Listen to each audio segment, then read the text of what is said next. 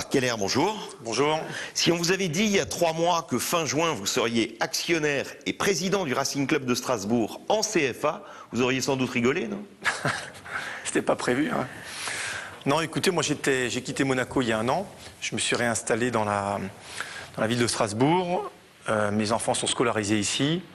J'aime beaucoup l'Alsace, hein, tout le monde le sait, mais j'ai mes activités sur Canal+, et d'autres activités à côté. Et c'est vrai que j'étais plutôt dans cette phase un petit peu où je pense à moi.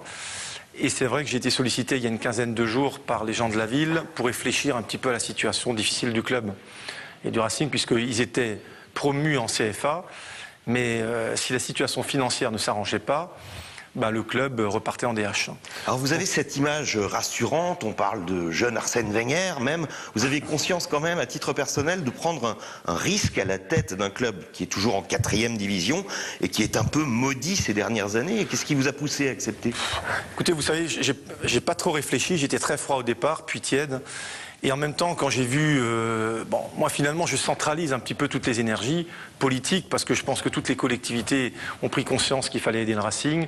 Et bien sûr, aussi un certain nombre d'amoureux du Racing qui étaient prêts à investir un peu d'argent pour relancer le club. Donc, je porte cette responsabilité morale. J'ai dit aussi que je serai un président non salarié parce que j'estime qu'aujourd'hui, le club est au plus bas et il faut le remettre dans le monde professionnel. C'est le challenge que je me suis fixé. Je le fais aussi pour le public alsacien parce que je pense que le Racing, c'est quelque chose de fort pour tous les habitants de Saint-Louis à Wissembourg. Alors la communication, ça a été un problème ces dernières années. Jafari Lali qui parlait de Ligue des Champions, Frédéric Sitterlé qui lui n'a plus rien dit depuis des mois, et Alain Fontanel qui a tweeté toute la réunion des NCG ce matin. Alors qui va gérer la com du Racing demain et comment ? Écoutez, moi de toute façon c'est moi qui prends les choses en main. J'aurai un organigramme très simplifié en dessous au niveau opérationnel. Mais je crois qu'il est temps que le Racing retrouve de la sérénité. Le Racing, c'est un club avec une grande histoire, hein, notamment dans le passé, il y a eu de grandes équipes. Maintenant, il faut retrouver un petit peu, je dirais, un Racing qui va vers le haut et surtout se reconcentrer sur le terrain. Je pense notamment à mon frère qui est entraîneur et aux joueurs. La priorité du club, je crois que c'est ça.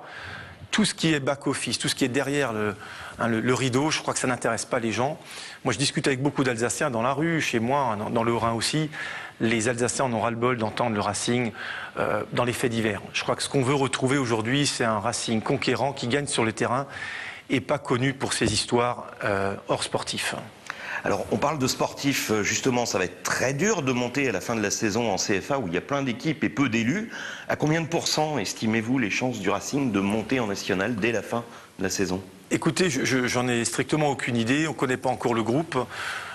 François, mon frère, va bien sûr devoir recruter un petit peu pour améliorer l'équipe. Je crois qu'il se prépare à ça tous les jours. Après, je crois qu'on n'en est pas encore à donner des objectifs. Bien entendu que le Racing doit revenir en Ligue 2 dans le monde professionnel le plus rapidement possible. Maintenant, moi ce que je peux garantir, c'est... moi j'ai été joueur, j'ai été dirigeant, j'ai les rênes du club aujourd'hui, c'est remettre du calme, du travail. Et bien sûr, j'espère des résultats. Mais je crois qu'il faut surtout retrouver de la sérénité parce qu'on ne peut pas avoir des résultats dans la durée s'il y a des histoires tous les jours au club. Alors, qu'est-ce qui vous met le plus de pression? Le fait qu'il y ait beaucoup d'argent public ou le fait qu'il y ait beaucoup de public? Non, vous savez, bien sûr qu'il y a des collectivités qui jouent un rôle important aujourd'hui. Nous, les actionnaires, bien sûr qu'on a assumé aussi les fonds propres négatifs de cette année, c'est 850 000 €, plus les fonds propres de l'année prochaine. Donc on a fait un effort important qui n'était pas prévu. Mais vous savez, je crois que dans un moment difficile, il faut que tout le monde se réunisse autour de la table. C'est ce qu'on a fait. Et je crois qu'il y a une unité pour essayer de sauver le Racing, où chacun a un rôle important à jouer. Moi, je centralise un petit peu tout ça, tous ces efforts. Seul, je n'y arriverai pas. J'ai besoin de tout le monde et bien sûr du public pour que le Racing retrouve un jour sa place dans le monde professionnel. Marc Keller, merci. Merci.